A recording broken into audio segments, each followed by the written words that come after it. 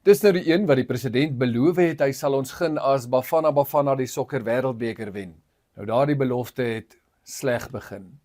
Bafana verpas toe hulle vlug Amerika toe weens die gebrek aan geskikte reisigersvisums. Wat voor type mens is jy? Wat voor type mens is jy? I want you to shut up. I really do want you to shut up. We move over with our advance.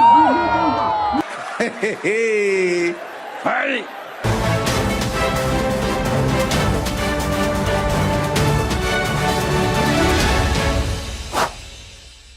Hoofnuus is vir jou dalk Pala Pala, Bafana Bafana of Toi Toi, iewers oor toela of oor transformasie.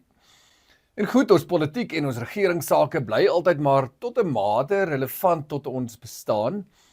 Dis dieselfde met kindernuus oor die modes, die drome of die skandale van ons mees prominente openbare figure. Dit hou nuuskierigheid in toom. Ek sê dit, al kry ek teen hierdie tyd regtig half skaam as ek enige iets in die nuus oor Piet en Mel Viljoen of oor op my eis moet sien. Die koerantbasis sal seker sê, maar kyk die sirkulasiesyfers, of deesdae seker eerder kyk die kliks. Maar goed, so lief as wat ek self is om te weet wat om ons gebeur, moet ons tog weet dat wanneer jy jou voorspoed en jou vooruitsigte alleenlik aan hoofopskrifte of hooftrekke gaan meet, die wêreld grootliks soos 'n donker plek lyk wat jou van alle kante af wil en kan wurg. Tog is van die wonderlikste en mees opbouende nuus goed wat nie altyd die voorblad haal nie. Dit gebeur in gemeenskappe om ons waar mense juis nie meegesleer word deur daardie vetgedrukte letters nie. Solidariteit steun die idee van gemeenskappe wat moeite doen om verby die bedreigings van môre te kyk, sonder om die gevare daarvan natuurlik mis te kyk. Dis 'n parate maar positiewe soort moue oprol benadering. Daar is baie sulke nuus en beslis ook hierdie wat ek nou gaan gee, wat eintlik 'n voorblad werd is. Daar is in hierdie week amptelik 160.000 mense geregistreer op Solidariteit aanlyn. Hier is hoekom dit belangrik is, dis Afrikaanse skoliere, dis studente, dis werksoekers en werkgewers, jong werkendes en ook ervarenes, daardie groot oog nuwelinge in die kantoor en ook mentors.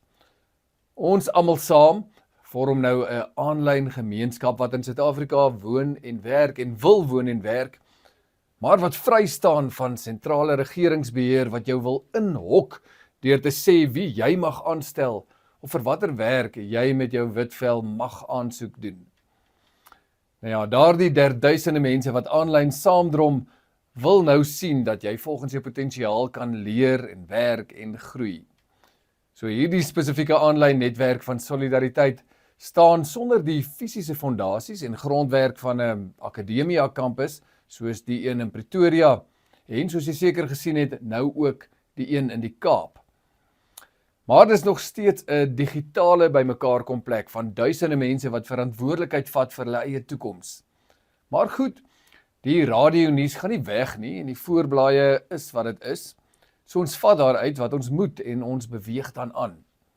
Sodoende hoor ons nog steeds dit wat die staat wil hê ons moet hoor. Een van hulle was dat daar toe wel nog 'n nuwe openbare vakansiedag vir 2026 op pad is. Ons het nou al die datum ook daarvoor ontvang, 4 November 2026.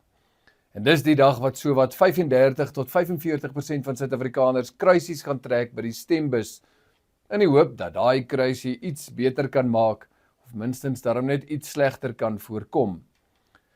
Die ander potensiële vakansiedag het ons verlede week lekker oor gelag. Dis nou die een wat die president beloof het, hy sal ons gun as Bafana Bafana die sokker wêreldbeker wen. Nou daardie belofte het sleg begin. Bafana verpas toe hulle vlug Amerika toe weens die gebrek aan geskikte reisigersvisums. Ai, sies tog. Maar ons ken die SA Sokkervereniging en eintlik ook sy spogspan as een wat maar weens 'n kultuur van middelmatigheid met 'n papperige bal dribbel. En so, die oomblik toe ons sokkerspan op die groot verhoog moet gaan dit toe sommer op OR Tambo al broekskeer. Ek moet sê, dis maar so ook vir die politieke partye en hulle strewe om ons almal se goeie guns te wen voor 4 November. Almal van hulle probeer tans die regte dinge op die regte tyd sê en probeer voetfoute tot die minimum beperk. En dis presies waar dit ook vir hulle so broekskeer gaan. Gayton McKenzie se Patriotic Alliance spog net nou die dag nog oor sy DA-aanwins Liam Jacobs, maar hierdie jong man tel toe grille op en sê hy kom agter dat die PA is glad nie so lekker soos hy gedink het nie. So al was meneer Jacobs voorheen seker oor die DA, en toe daarna seker oor die PA, is hy nou seker die DA is wel die regte egte plek vir hom. Dit gaan maar swaar vir hierdie partye wat Suid-Afrikaners wil beloof, hulle wil Suid-Afrika red. Soms as jy sien wie die reddingswerker is jy nie so heeltemal seker jy wil gered word nie. Politiek is 'n lelike ding. Hierdie kerel wil glo nie gered word nie en besluit om te vlug VSA toe, sê die koerant. Want na 2029 gaan alles tot niet wees in ons land en sal almal moet oorbegin.